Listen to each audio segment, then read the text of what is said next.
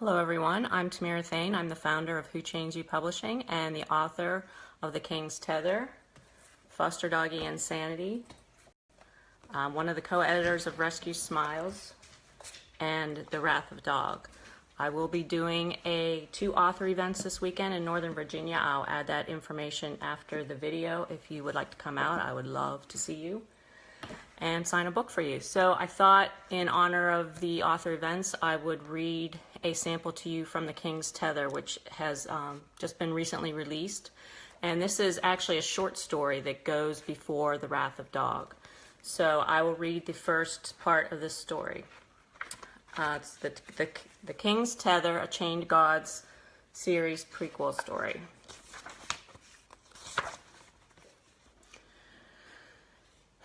Dreams. In a rare moment of inactivity, the dog rested his head on his front paws. The thick logging chain weighed heavily across his body as he pulled his back legs from beneath the oppressive steel.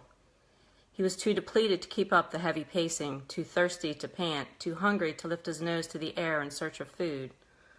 On the infrequent occasion he caught the scent of prey, the links of rusted metal kept his skeletal form from achieving his goal. He was slated to remain in perpetual starvation and dehydration, yet he could not die. His eyelids drooped, and though his feral mind urged him to remain vigilant, told him he was in constant danger, sleep had its way with him anyway. With sleep came relief. In the waking state, his body knew only bloodlust and revenge. His mind knew only bloodlust and revenge, his body hunger and thirst, and his heart pain and sorrow. In slumber, his consciousness freed itself from the falsely implanted bonds, and he revisited a life once known, only to lose the beloved memories upon reawakening, the ultimate cruelty.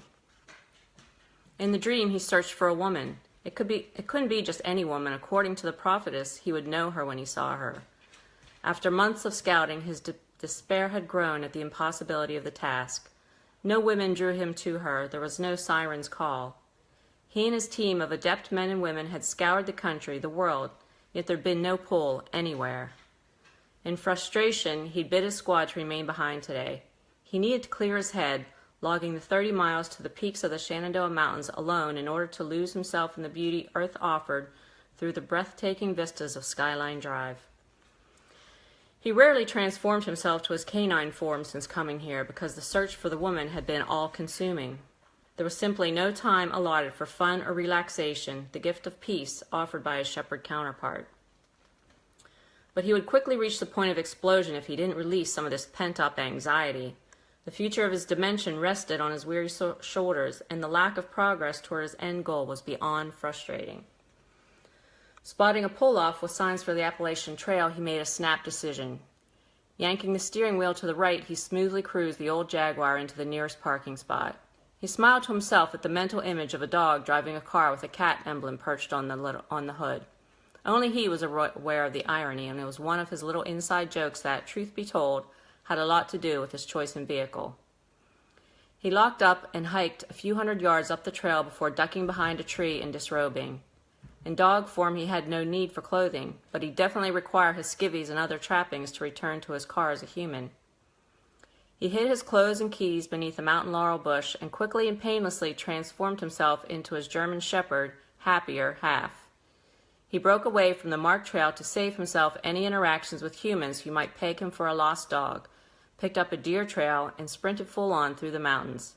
Heaven's gate! This was exactly what he needed to discharge some of that tension.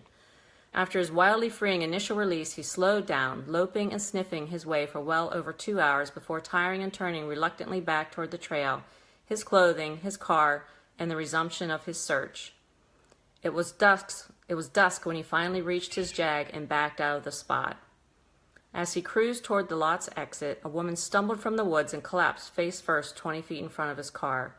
He screeched to a halt, shock firing and all cylinders adrenaline rush. But there was something more. Every cell in his body reached for her before he thought to even exit the auto. His brain, his heart, his mind, they all called to her, whispering of bonds and mating rituals and a shared future that was theirs and theirs alone. A kick to the ribs lurched him from the dream, and the woman slipped away from him again. So that's the first chapter of The King's Tether. If you're interested in getting a signed copy, come see me tonight in Warrenton. Tomorrow I'll be in Culpeper, and I'll put the addresses and times in the below thing. Have a great weekend. Bye.